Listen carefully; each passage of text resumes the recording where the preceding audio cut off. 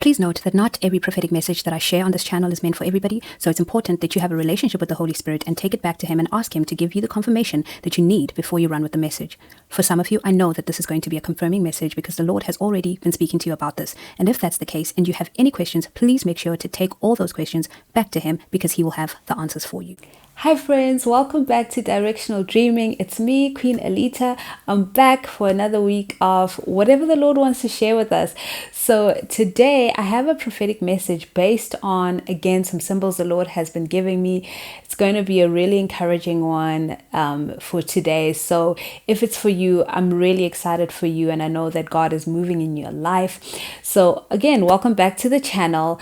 Before we get into the word, I just want to quickly say that there's a new aspect to this ministry that I'm going to be bringing to you guys, and I'm really excited about it. It's really going to give me an opportunity to serve you guys, and I'm so keen to share that with you guys, but I won't be sharing it in today's video.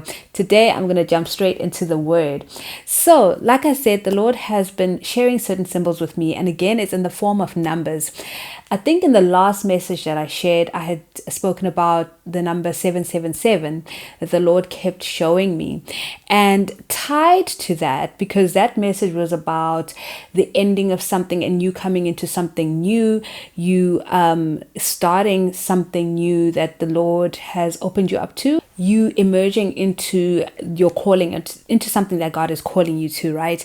So the Lord has been showing me the number 17, but it's always been like 1717 in a double form like that. And I do get a sense of like the magnitude of the victory will feel, you know, like a double victory. He's not saying that it will be a double victory. I think he's just showing the intensity of the victory. And as I was seeking the Lord and really asking him, what kind of victory, what is he talking to me about with regards to victory? Because the number 17 does mean victory, okay? So I was like, okay, God, what are you saying? Is there any specific verse that I need to look at?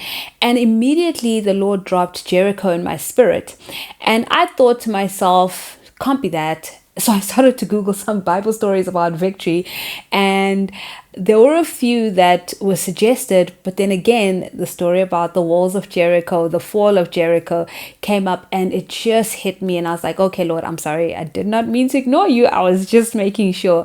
So the Lord again zoned in on that, the story in Joshua chapter 6, where the walls of Jericho come down, but there were some very specific things that had to happen. So I'm going to read from chapter 6. I'm going to read from verse 1 to 17. That's Joshua 6, verse 1 to 17. And it says, "Now the gates of Jericho were tightly shut because the people were afraid of the Israelites.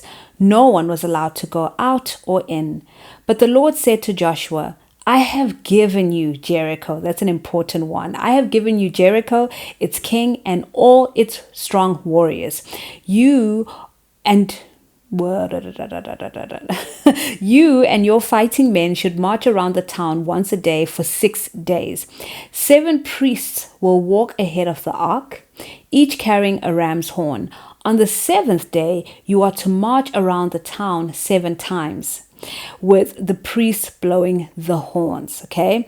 "When you hear the priest give one long blast on the ram's horns, have all the people shout as loud as they can.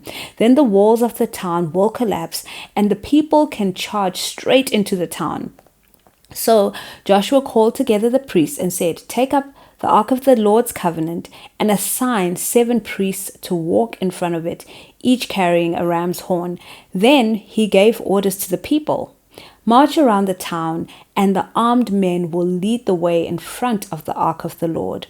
After Joshua spoke to the people, the 7 priests with ram's horns started marching in the presence of the Lord, blowing the horns as they marched, and the ark of the Lord's covenant followed them behind. Some of the armed men marched in front of the priests with the horns, and some behind the ark, with the priests continually blowing the horns.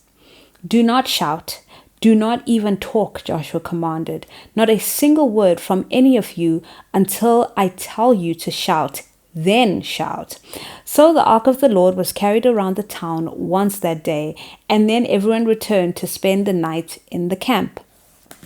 Joshua got up early the next morning, and the priests again carried the ark of the Lord.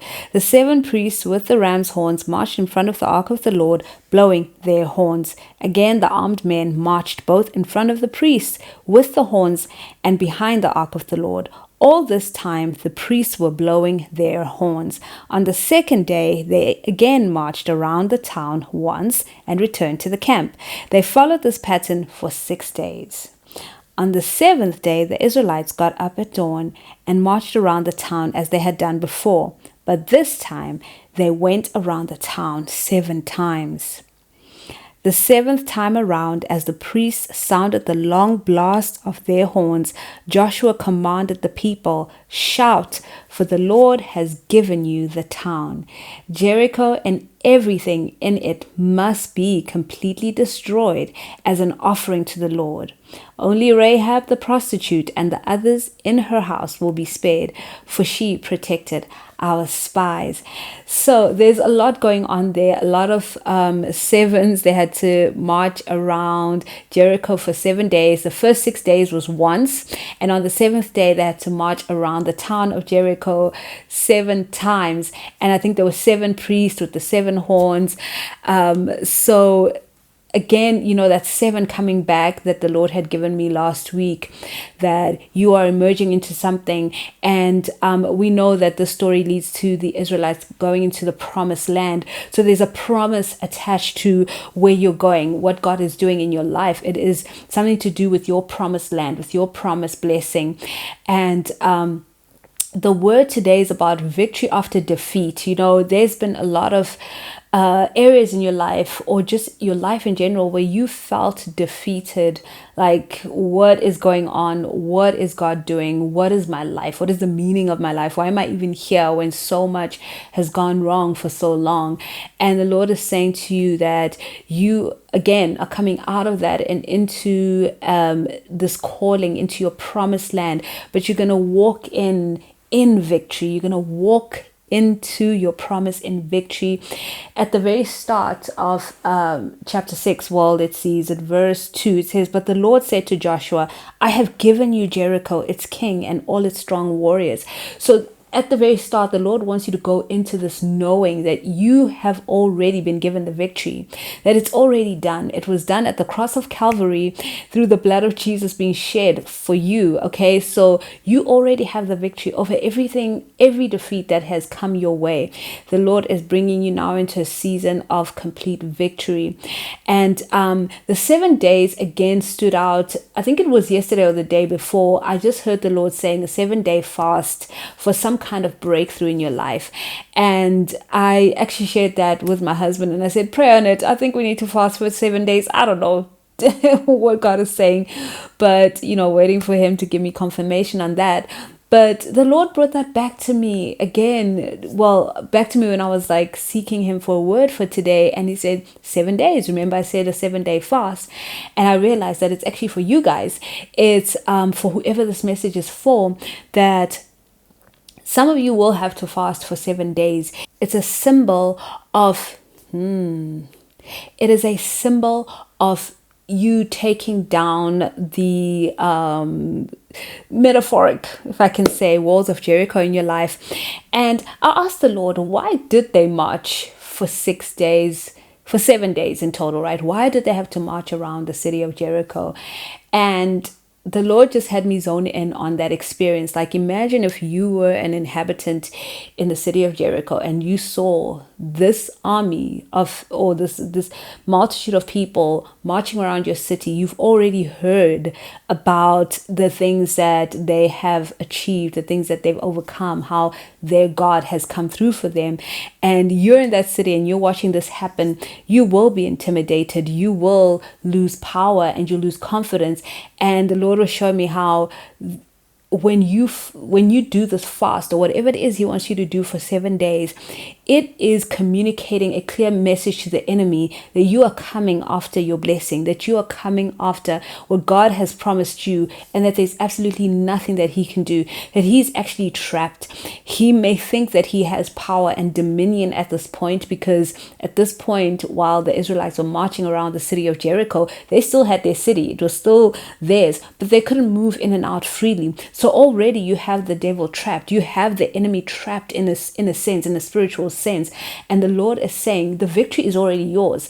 You already have won. I need you to do this for 7 days.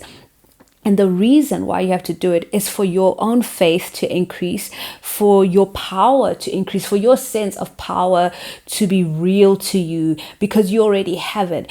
But when you go forth like this, you are essentially building yourself up. Your faith is being built. Your sense of the power and the authority that you have is being strengthened and built. And you're communicating to the enemy that you know that he has lost. You know that you are getting a hold of that blessing and there's nothing he can do about it. So the Lord has specific instructions for you. He is asking you to come before him, seek him for those specific instructions. That is the first thing to do. If this message is for you, go before the Lord, ask him for your specific instructions and do what he's telling you to do. I believe there is a 7-day fast attached to this. So speak to the Lord about it, how he wants you to do it. He may even want you to do something different on the last day of the fast.